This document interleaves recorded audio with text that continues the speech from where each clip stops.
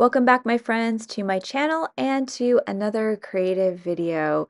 In today's video, I thought it would be fun to share with you something I love to do over here in my art journal, which is see how many layers I can fit on one surface.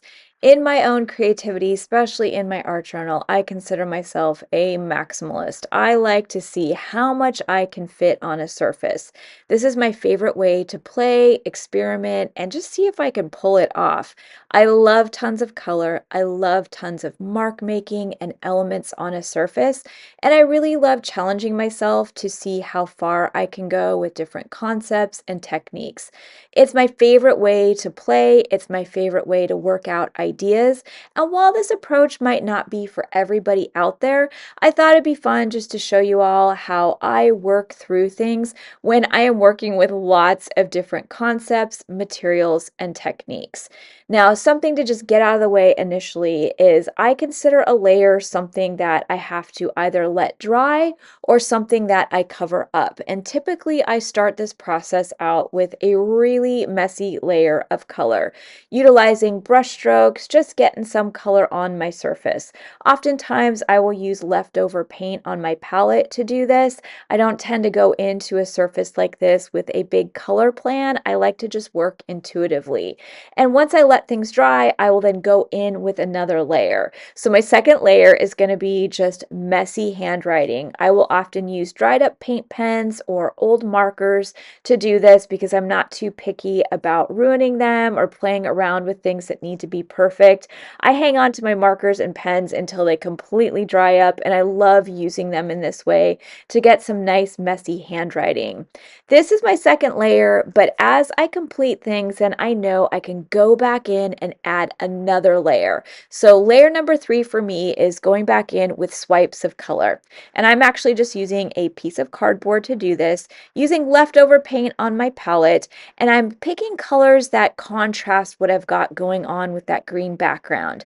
Using contrast is the number one way that I'm able to work with lots of layers and ideally have them stand out against each other.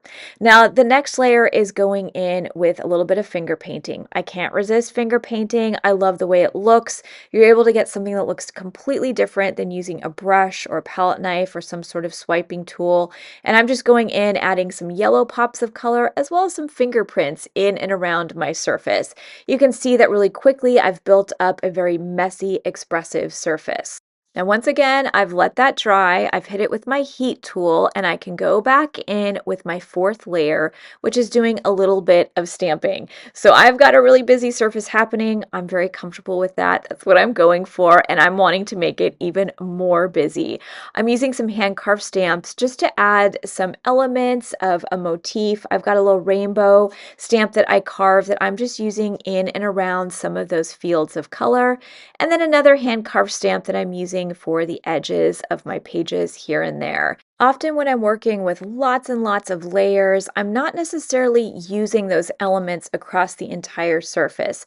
Instead, I like to sprinkle them around my surface in interesting ways. Now, the next layer, layer number 5, is to add a couple pieces of my still leftover scrap wrapping paper. I saved a lot of that wrapping paper from the holidays, and I'm going to continue to use it in my art journal pages as a way to create some textural collage elements. And I'm just using Mod Podge to glue that down, and I can use some of this space later on. For my 6th element, I am adding some circles with a old paper towel roll, just getting a little bit of marks and interesting designs on that surface to continue to add to those layers. I love dipping all kinds of things in paint as a really simple stamp, and cardboard rolls are one of my favorites. For my 7th layer, I'm using a little piece of bubble wrap to create another little stamp or impression. I love dots and circles, and this is a really fun way to get fast little circles on that surface. And again, I am sprinkling that element around instead of covering the entire surface. Now for my 8th layer, I'm going to grab a teeny tiny brush and pick some colors that do not quite appear already in this surface. We're getting really busy with all those elements and color.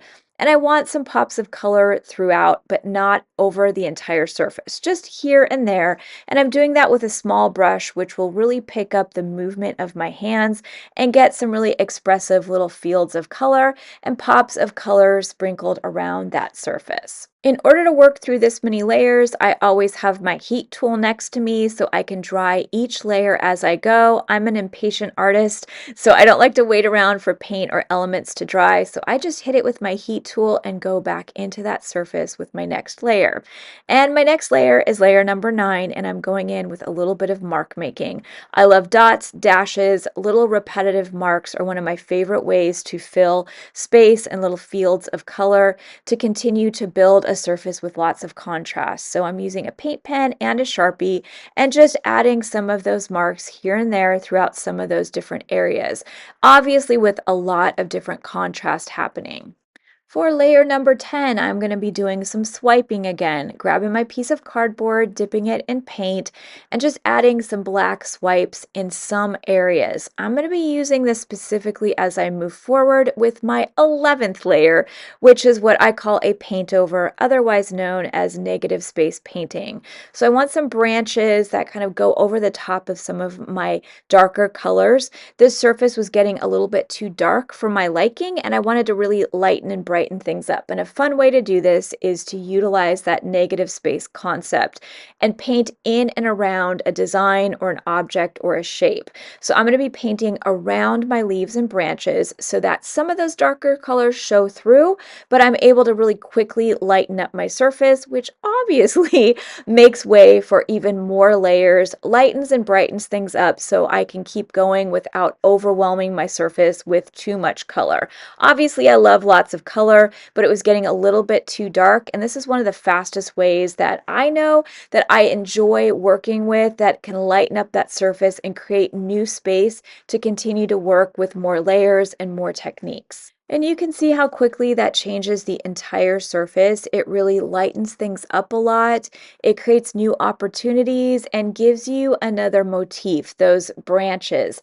I often pick really simple shapes to do a negative space or paint over approach. It's the easiest for me to paint in and around things. The more detailed you are, the harder it can get.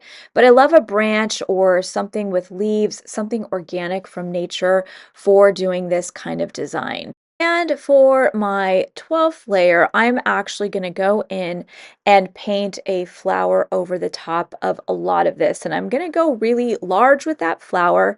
I'm doing something that resembles a little bit of a peony, and I'm going to pick a color that does not appear right now in the background and all of the things happening. It's going to be a bright pink, and I'm going to treat this flower a little bit more like my style of a refined painting. So I'm going to spend a lot of time shading and adding that color and really going large with my approach so that it takes up a lot of space on this really busy surface.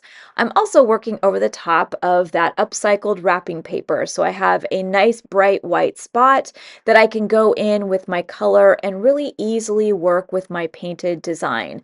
I love creating a really messy background with tons of different elements.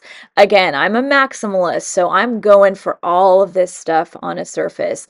And then working over the top of all of those elements with something that is more detailed or refined. I love the push and pull between mess and expression and something that feels a little bit more like it's taken time, feels a little bit more detailed, feels like there's been some time and care put into it. And I also enjoy doing this in a larger way. The larger that object is, the more space it will take up on that surface and really start to become the focal point. And even though there's so many different elements happening, so many different colors happening, the larger you go with something, the more that it will rise to the foreground of that surface. And I love practicing this in my art journal because it really enables me to play around with a lot of my favorite concepts and techniques. Really seeing how many different things I can layer on a surface, but seeing if I can actually go in with more refined, detailed approaches and pull it all off. Now, let me just say, I don't always pull it off, and there are many surfaces that I'm like, well, that didn't work, but it was sure fun creating that surface. And then there's others where I really have fun trying to solve the problem of how can I make this work? How can I play with lots of color? How can I make use of all this excess paint I have on my palette from other projects? And see if I can bring together all those different elements. I love a floral. I love a floral in contrast with maybe a grungy background.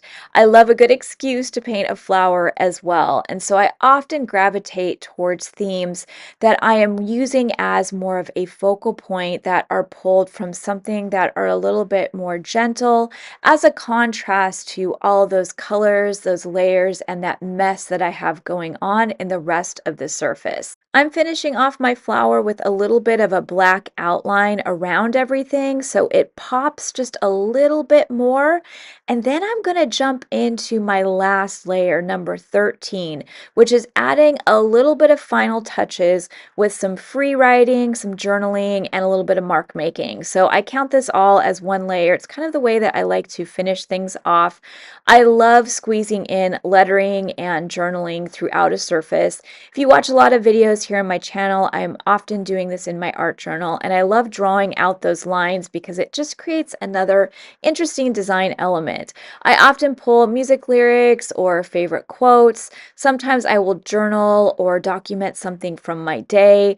It's really fun to incorporate letters as a design element, and it doesn't always have to be so in your face spelled out. Oftentimes I will write sentences backwards so people can't read them. I will write words out of order as a way to obscure what I'm writing on that surface. It's just fun to use words, sentences, quotes in a really creative way that's not necessarily just about writing, but also as another element that can fill space on that surface. You can see that I've used that area that I painted out as the place and space to add those letters. I like to squeeze in these types of lines and lettering in and around objects within fields of color. Some of that white space that I painted out and created was perfect for this approach, and it also gives me a great excuse to add more color if I want. I love pulling out my paint pens, coloring in some of the lines, coloring in and around some of that lettering just to add another excuse to add a bit more color throughout my surface. Now, the last thing I'm going to do within this layer is to finish things off with just a little bit of mark making. Anything that feels like it's maybe too empty or I just feel like it needs just a little extra touch of something, I will often fill with more of that mark making. So if I want to sprinkle more color over things, I will pick a color that's maybe not appeared already, and I will just use dots, dashes, or lines throughout some of those fields of color, just sprinkled here and there to start to pull a lot of those different colors together. And just like that, we've got 13 layers on the surface of my art journal spread. And while I don't work like this all of the time, I love all kinds of different mediums and approaches in my art journal, from drawing to watercolors to illustration. But I do enjoy getting really messy and challenging myself to see how much I can pull off on that surface. And while I know not everybody out there is going to be a maximalist like I am with color and techniques and approach, I think this is a really fun challenge to give yourself, especially inside of those art journals, a place to experiment and play, to see how many different tools, supplies, concepts you can layer up together and see how many different creative ways you can maybe pull it off. As always, thanks for watching. Please like and subscribe to my channel. I have lots of creative videos coming in the weeks and months ahead that I hope continue to inspire you more.